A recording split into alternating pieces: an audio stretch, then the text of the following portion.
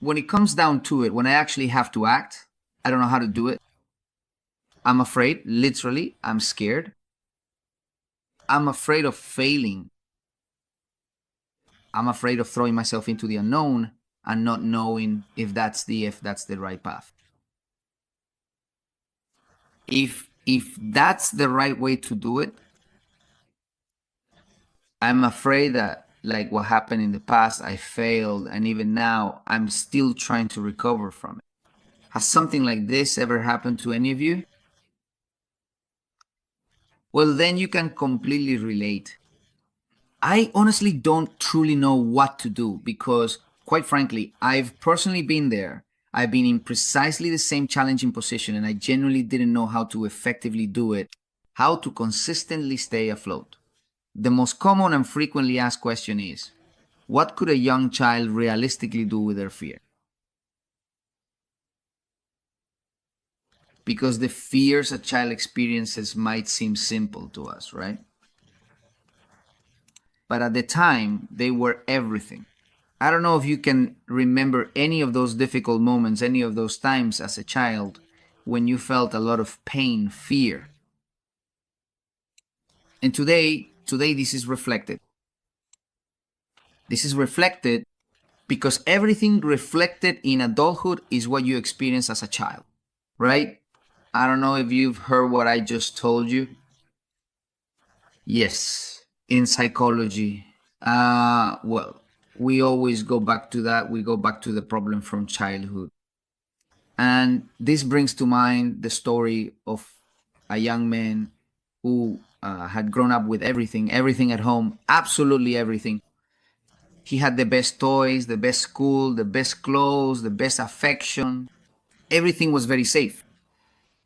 Incredible parents. He had a completely protected life.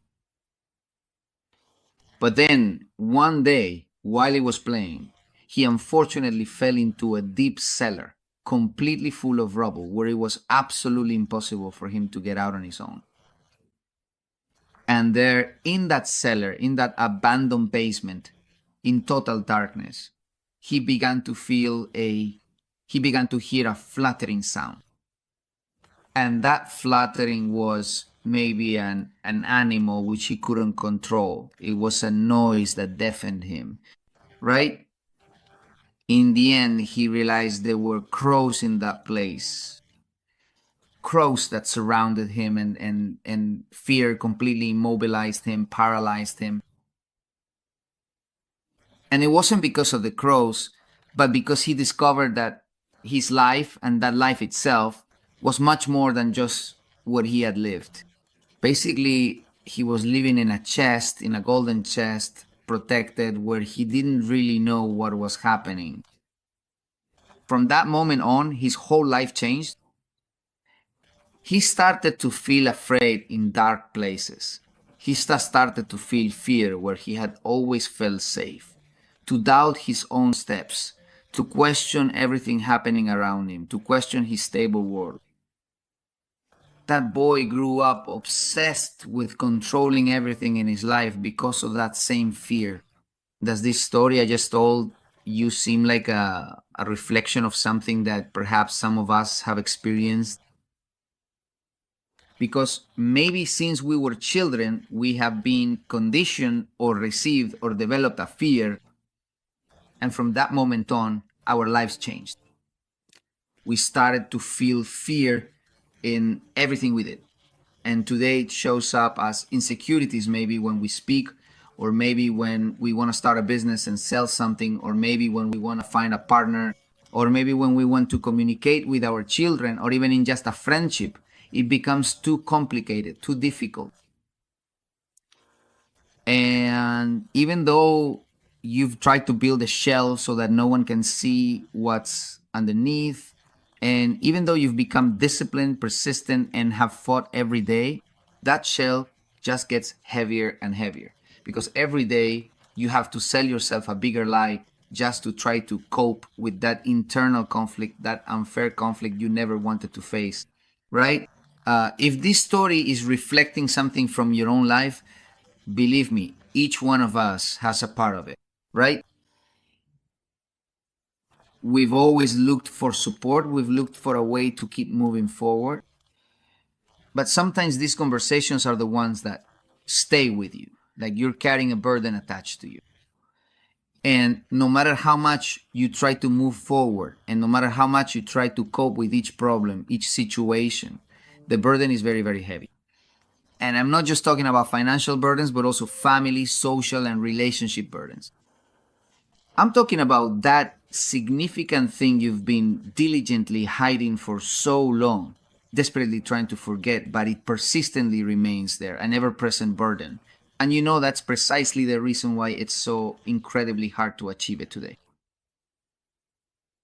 So, in this second and very important part of this particular chapter, after this compelling and insightful story, and if you have indeed seen yourself clearly reflected in what I have just told you, I just want you to deeply consider and truly think about this crucial point.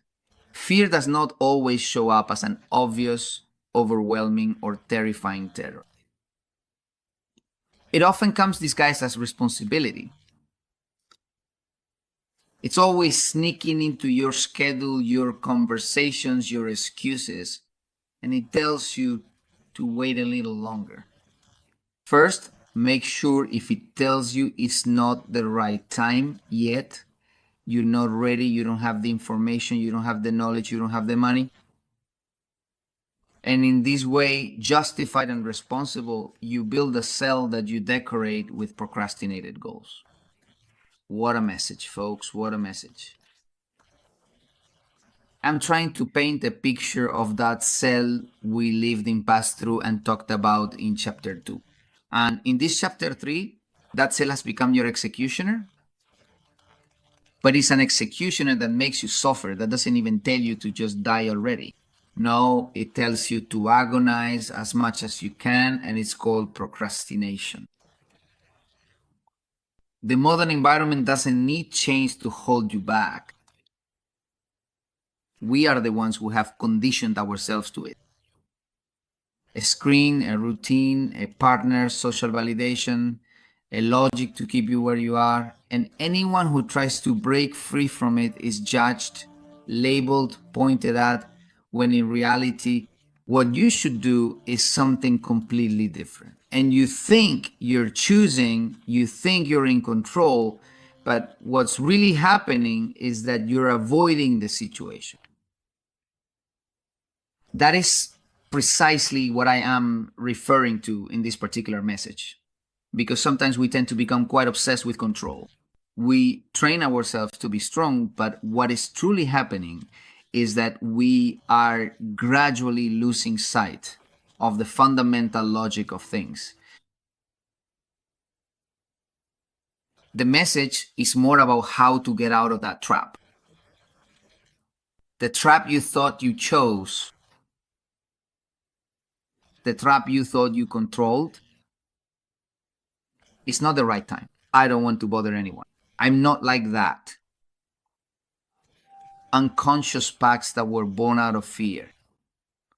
One day you realized that your life wasn't actually stuck, but that you had taken so many precautions to avoid risks, that in the end, what was really happening was that you were making unconscious pacts born from fear, and society validates them for you because the people you're communicating with are in the same position but even more unaware.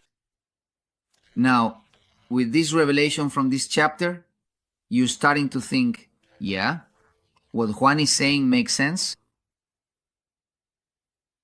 And I'm going to wrap this up and solve the problem for you with the following. You didn't come here to feel ready. You came to set structures on fire. When this young man fell into this basement, he stopped trusting because he was in a safe world. Remember that he came from all kinds of safety nets, but he learned that preparation is never complete, that security is never absolute, and that leadership begins when fear is still breathing down your neck. In other words, that message that says, if you're afraid, do it afraid, makes perfect sense. But the big difference lies between those who change the world and those who submit to it. because they always seem to have an excuse for not being fully ready. And my sincere invitation to you right now is to truly go after what you've always deeply wanted to achieve. Right now, immediately, with fear, trembling, however you need to. But you must stop clinging so tightly to the very specific lines in this particular script that was originally written for you and that you have meticulously shaped more and more over time, constantly trying to fit yourself into the expectations of society. I want you to stop living up to the expectations of those who expected so much from you and start doing what you've always wanted to do. Because fear will no longer be what keeps you stuck. Fear will be your map. Fear is the training. Fear is the forger. When this child leaves that place, he goes looking for answers, tries to rid himself of that insecurity, that fear, that dread, by training his mind and his body. And do you know what he did? He went back to lock himself in with the crows, and this time he did it of his own free will. Because you don't have to run away from fear, from your fears, from risks, from what you dread the most. No, you don't have to stay away from it, right? Forget about that. What you have to do is face it head on. Because from this moment on, that fear you felt, that stagnation you've experienced, is no longer about stopping yourself from feeling it, but rather you have to start acting with it. When you act and take those fears and don't try to eliminate them, I'm not telling you to become braver, I'm not telling you to overcome them now, no. The ideology of chaotic leadership is to walk with everything you have, with all your fears, and with everything you are, without losing your essence. I'm not telling you to change absolutely anything. Society out there tells you that you have to behave a certain way, and in doing so, you completely lose your essence. And that's not what it's about. It's about keeping your essence and what makes you a unique person and going with that to confront things. And now they become your beacon. Now they are your guide. Routine can indeed be a confining prison, even with its seemingly clean curtains. Maybe your comfort zone has become a tomb disguised as stability. And I know, I understand, I sense it, I experience it. Getting into a comfort zone is quite easy. And because of our idiosyncrasies and our culture, it becomes so easy to achieve, so easy to reach that point. However, your responsible habits, like allowing yourself this space, like allowing yourself to be here with me, can start to break those chains that have kept you in the same place. There is a more honest way of living. There is a wilder way of living, more outside the ordinary, more yours, more authentic. But I truly want you to tear down that formidable wall that tells you that you absolutely don't deserve it, that you're simply not good enough, that you are perpetually missing crucial information. I want you to start right now, because at the camp, when we're at the military camp, you'll experience many chaotic and quite challenging situations right there. Maybe they'll make you laugh, maybe they'll make you cry, maybe they'll make you feel afraid, but they'll give you power. And it's those mental anchors that will tell you, if I could handle this, I can handle anything. Without losing your essence, without changing, because I want you just the way you are. I don't want you to change a single thing. I want you to be authentic. I want you to contribute from your own personality, from your own qualities. I don't want you to adapt. I don't want you to copy me. I want you to teach me. I want you to show me your way of seeing life. I want you to teach me how to walk by your side. I want us to start building together I truly want you to start truly seeing the inherent goodness and profound wisdom that resides within you, and to fully recognize all the immense greatness and incredible, truly remarkable things that are present in your life. I want you to feel fortunate, more fortunate than anyone else out there, because for the first time you are listening, for the first time you are seeing. You don't need to be seen, you don't need to shine, because inside you have the strength and willpower to change your life and the lives of others without needing prior approval. That is the message of chapter 3. I want you to deeply reflect upon the following crucial question. What significant decisions have you been consistently postponing in the name of being financially prudent, being exceedingly cautious, but that you truly know in the final analysis at the very end of the day, it's actually just fear, pure and simple? It's fear in disguise. I want you to answer that for yourself, okay? This is a self-assessment to help you step out of that mirror of self-sabotage, all right? Give me 3 excuses, right where you are. Give me 3 common internal excuses. I don't know, I don't have time, I'm too young, I'm already too old, I come from a low-income family. And now I want you to replace them with opposite affirmations. I come from a wealthy family. I am, if you're telling yourself that you're too old, say I am very young, I am young. Because what is a limitation for you is also a limitation for someone else. Imagine the older person says they're too young, and the younger person says they're too young and that's why they can achieve the result, while the other says they're too old. Do you see what I mean? So those affirmations will become your anchors to help you reach that bold decision. That willpower that you've been putting off. What is the phrase that keeps you anchored in your current position? And what are you going to turn it into as an affirmation? Now, in the next 24 hours, without telling anyone at all, without making it public, I want you to do something small. Something small but new. Something that makes you uncomfortable. Something that breaks that pattern completely in silence without telling anyone. You are going to break out of that. You are going to do it. And that small step of stepping out of that script that tells you no, that you have to keep your composure, is that irreverent thought. That is the chaotic leadership we need. Remember that you don't need anyone's approval, but deep down, that spark has faded. And you need that spark to burn as brightly as possible again at its greatest splendor. Not for others, but for yourself. Because you need that willpower.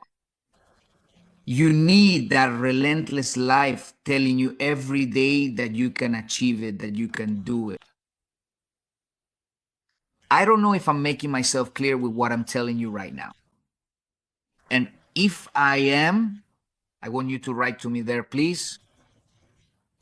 Because honestly, I'm excited and I'm completely convinced that the only way for us to succeed is if we all achieve it at the same time. And that's by thinking about the common good. That's why you're part of this community. That's why when we think about the common good, sometimes we forget about ourselves. We can lose our essence. Even though we think of others, the priority lies in the individual. We've heard many times that we should say, me first, me second, and me third. Yes, that's fine. But before you can help others, before thinking about the community, obviously, the first person in whom those talents need to grow and those qualities need to flourish is you. And that's what I want to work on. The community is the priority without forgetting the individual. That's why we're in this training, this workshop. Today, the most successful people in the world are those who solve a problem and make it much simpler, more efficient, whatever it may be out there. However, if we truly focus our efforts on working with those individuals who have previously been relegated to the sidelines, who have remained largely in the shadows, perhaps then they will genuinely begin to shine much more brightly and become 100%, indeed 1,000%, for the benefit of everyone involved. I want to confess to you that since I started sharing these chapters on chaotic leadership, I wake up with more energy, with more intention, with more strength, because ideals can endure over time. A person can be forgotten, the group can be forgotten. Everything can disappear, but an ideal endures. And if we turn this conversation and this training, this coaching, this conference, if we turn it into that, into a way of living, a way of thinking, thinking stops being esoteric and becomes truly profound, where we seek to break away from everything normal, from everything traditional, from everything they talk to us about out there. And we start telling ourselves the truth about what we feel. This motivation and this message I'm giving you today is intended to get us to start serving, giving everything I have of myself without expecting anything in return. Absolutely nothing in return. Although you will receive something, and what you will receive is a purpose. A purpose to wake up every day with guidance, with a path, with a direction. Because most people out there are in zombie mode, not because they want to be, but because no one ever told them they needed to have a purpose greater than themselves. What they did was box them in by saying, find yourself a house, get yourself some credit, build your life, get a job, start a family, relax a little, lose yourself in drinking, lose yourself in drugs. That's it. That's what keeps you controlled. But when you focus on working on yourself with others in mind, thinking that your own misfortune and your life, which maybe you see as dark, as completely destroyed, are actually a reflection of other people's problems, and you try to solve them and help them. And when that happens, deep down, you're helping yourself. That has to be your motivation. And what will be your motivation to help them, to unsettle them, to save them, to disconnect them? Because you already understand that this ideal can transcend. And it's not that there's something wrong with you. It's not that you feel, it's not that you're defective. In fact, you're more awake. You're more lucid. That's why this information fits in your mind. That's why this information isn't being told to you. They're not brainwashing you. No. This information is reaching you because you're waking up, because you were living without purpose. You were living without intention. You were trying to achieve things, but in the end, they didn't fulfill you. When you fight for an ideal, you can become immortal. And immortality lies in seeking and carrying a message, just as the great thinkers and those prophets who have endured for so long have done. And without going too much into detail about the divine and the supernatural, it's not possible for a piece of knowledge or a word to have lasted so long if it weren't the purest and wisest. Because it began to give us rules, it began to give us guidelines for how to function. Because in the past we were completely lost and didn't know whether killing was right or wrong. We knew and understood that there was pain, but we didn't really understand it or know why. When 2,000 years ago we were given that knowledge, we began to understand a little more and to transcend. Now, the profound and essential message is that each and every one of us should wholeheartedly focus our efforts on serving others without expecting anything whatsoever in return, on diligently seeking with a truly clear and unwavering purpose, and on continuously improving ourselves by making each individual among us become an even better and more refined version of our true selves. I want you to write to me there, please, in the chat and tell me leave me a comment if you're listening to me on iBooks or on YouTube, or if you're listening to me live right now. I want you to tell me if you felt the same thing that I'm conveying to you at this moment. And when I talk about chaotic leadership, how it is born from an idea and how it comes from this book that we are writing together, I'm not exaggerating when I say it's an awakening. I'm really not exaggerating at all. Because for those of us who have been in the shadows, in the darkness, rejected, repressed, indoctrinated, and who have even lost our own essence, we know what it was that we wanted and needed to hear, because society itself has taken care of that. It has made sure to control us so much that there's not even an escape anymore.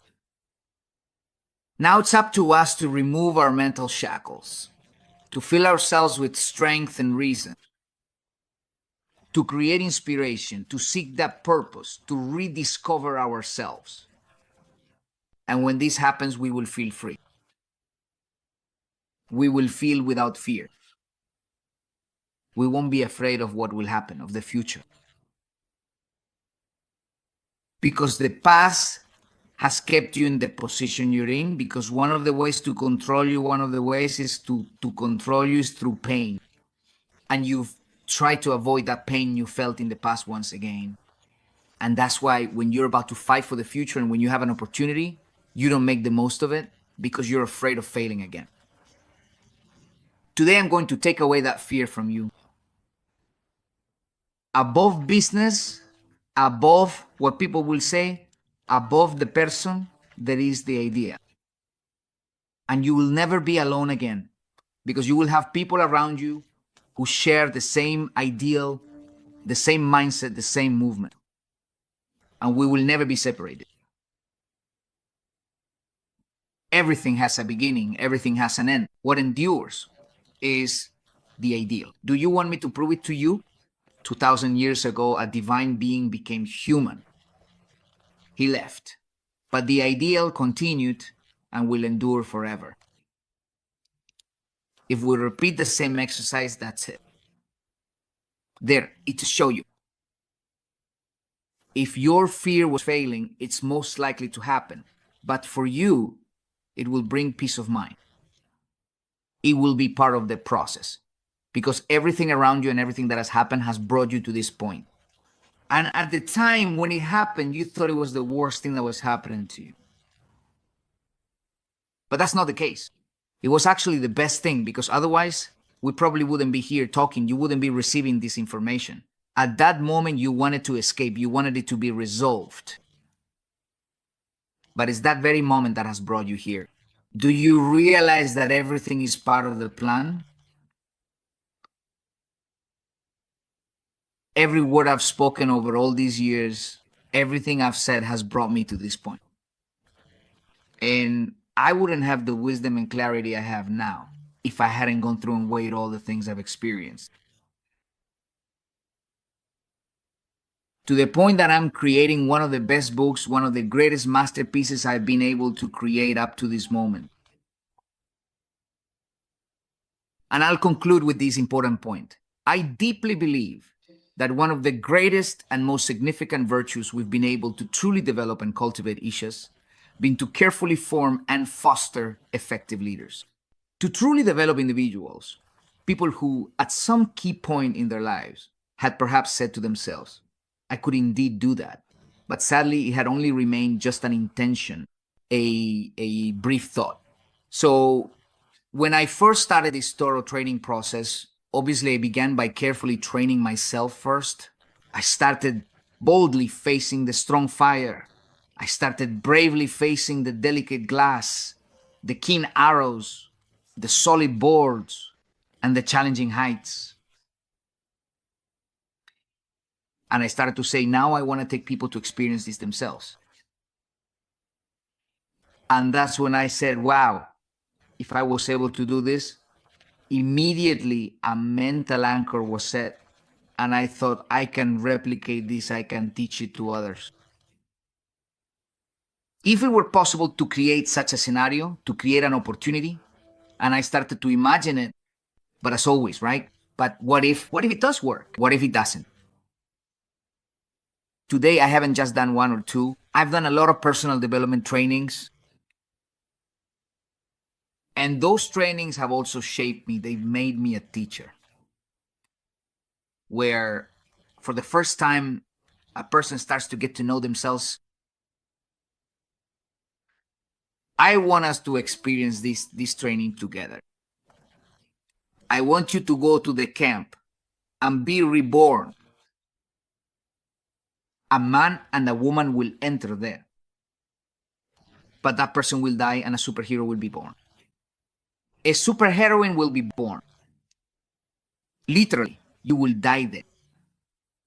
Literally, I swear to you, that's what's going to happen. And you have no idea how excited that makes me feel, because I'll be able to teach you part of the way my mind works. Because a lot of people sometimes say to me, Juan, but how do you deal with all the problems, the situations? How do you keep going? How do you come back again? So don't think I don't get tired. I get stressed too. A lot of things happen to me as well. But it's this extensive military training mixed with high impact dynamics that genuinely gives me some valuable skills to solve things much faster.